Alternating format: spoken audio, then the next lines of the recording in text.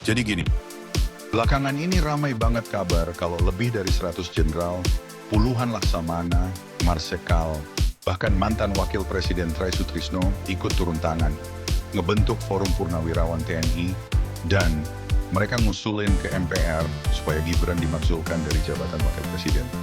Alasannya, karena proses dia jadi cawapres waktu Pilpres 2024 itu dianggap cacat hukum dan nyimpang dari konstitusi. Gara-gara putusan Mahkamah Konstitusi, batas umur minimal capres-cawapres diubah, dan itu yang bikin Gibran, yang sebenarnya belum genap 40 tahun, jadi bisa nyalon bareng Prabowo. Nah, keputusan MK itu kan banyak diprotes.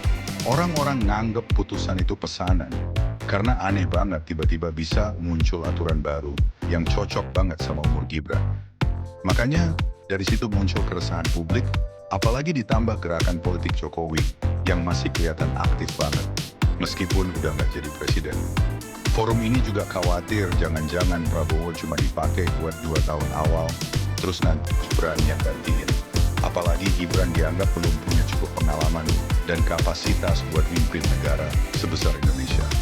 Jadi menurut mereka, maksulin Gibran itu bisa jadi cara buat ngebebasin Prabowo dari bayang-bayang Jokowi, biar pemerintahan benar-benar dipegang sepenuhnya sama Prabowo. Tapi, meskipun kelihatannya serius, banyak juga yang pesimis pemakzulan ini bisa beneran kejadian. Kenapa? Karena, pertama, semua ini kan udah hasil dari kesepakatan politik gede di awal. Gibran bisa jadi wapres karena memang udah ada deal antara Jokowi dan Prabowo. Dan katanya sih, Gibran itu bukan maksa-maksa nyalon, tapi justru diminta langsung sama Prabowo. Kedua, Jokowi masih punya pengaruh besar. Di belakang dia ada kekuatan politik yang kuat banget. Bahkan katanya punya kartu truf yang bikin dia tetap bisa ngatur dari balik layar. Parlemen pun didominasi oleh partai-partai yang pro Jokowi dan Gibran. Jadi usulan makzulkan Gibran dari forum purnawirawan ini susah banget buat dijalani secara politik.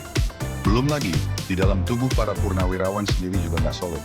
Ada yang dukung, tapi banyak juga yang nolak. Terutama yang dulu pernah mendukung Jokowi di 2 Pilpres sebelumnya. Dan satu lagi yang penting, alasan hukum buat maksulin Gibran dianggap nggak cukup kuat. Karena secara teknis dia nggak ngelanggar aturan setelah putusan MK itu keluar. Jadi ya, secara konstitusional nggak gampang buat nendang wapres dari jabatannya.